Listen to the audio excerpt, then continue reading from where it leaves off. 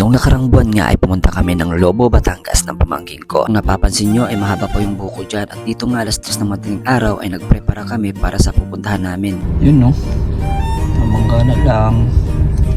Mamimingwit kami guys. Bali sa Lobo, Batangas kami mamimingwit at doon kami mag-i-stay ng isang gabi. Hindi nyo ba alam na ang Lobo, Batangas ay ang pagbigkas ay Lobo ay isang apat na uring bayan sa lalawigan ng Batangas ng Pilipinas. Ayon sa census noong 2024, ito ay may populasyon na 41,251 at may 9,944 na kabahayan. Bali nagsimula ang pangalan ng lugar sa una, pangalan ng isang hayop, ang lobo. Pangalawa, ang ilog lobo na nasa loob ng lobo mismo. Pangatlo, at ang pangalan ng pangkat na unang tumira dito, ang mga lolobos. Nahati ang lobo sa 26 na mga barangay. Ito ang Apar, Balatbat, Balibago, Banalo, Biga, Bignay, Kalo, Kalumpit, Pabrika, Haybanga, Lagandlarin, Mabilog na Bundok, Malabrigo, Malalim na Sanog, Malapad na Parang, Masagitsit, Nagtalongtong, Nagtuktok, Ulo-Ulo, Pinaghawanan, San Miguel, San Nicolas, Sawang, Sulok, Tayuman, Poblasyon. Ayon sa kwento, nang hindi malaman ng mga Espanyol kung ano ang ipapangalan sa lugar, nakita nilang isang lobo mula sa kapistahan sa Batangas na lumipad at lumapag sa bundok ng Banue. Sa tuwa, tinawag nilang Lobo ang lugar bilang alaala ng pangyayari.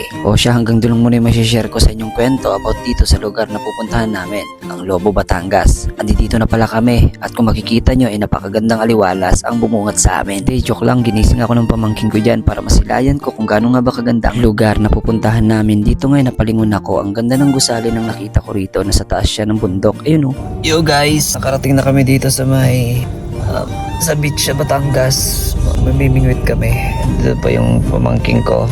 Nag-inquire pa yung pamangking ko. Ay nako, beach day. Ayan siya. Sheesh. Yo, what's up guys? So bali dito kami ngayon sa may Batangas, sa Lobo, Batangas. Namimingwit as usual. Bali lumalis kami sa bahay ng alas 3 ng madaling araw. And look at this view guys. Toks!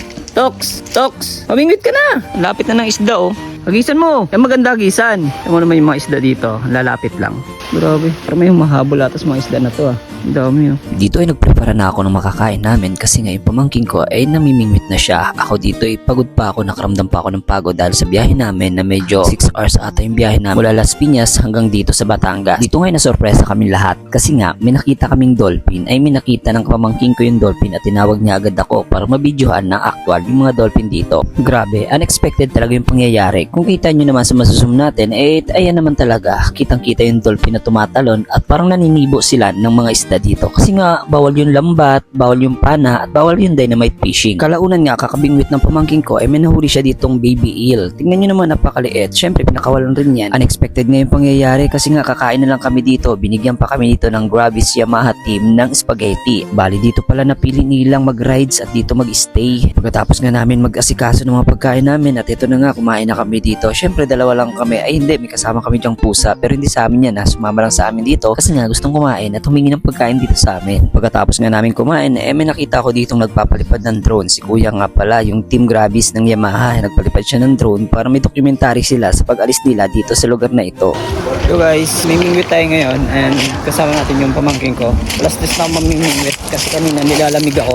Dito ni isa wala talaga akong nahuli kasi alam niyo naman yung takbo ng tubig dito guys. I mean takbo ng dagat dito. Alam mo yun, malakas ang agos dito at hindi ka talaga basta-basta makakahuli dito kahit sobrang daming isda talaga dito. Bali lumipat ako ng area dito, hindi ko na pinakita sa video. Basta ilang oras din ako tumambay rito, ni isa wala talagang kumain. Di ko alam kung bakit, siguro sa lakas lang ng agos ng dagat dito. Bali dito inabutan na kami ng gabi at syempre mag-aasikaso muna kami ng pagkain namin dyan. Bali akong tagaluto dito, ako magsasaing, ako magluluto ng ulam. Sa akin lahat kasi yung pamangkin ko ay busy sa pamimingwit niya. Muntik pa nga kami hindi makadala ng kaldero dyan. Yung kaldero namin dyan walang takip and ginawa lang natin ng paraan para maluto agad. Tapos ng maluto ito na, hinain ko na lahat ng pagkain namin. Unexpected na naman kasi binigyan na naman tayo ng gulay ng Gravis Yamaha. Bait nila guys. O siya, nasayang ko na naman yung 4 minutes nyo kakanood dito. Hanggang dito lang muna. Ito lang muna yung masishare ko sa inyo.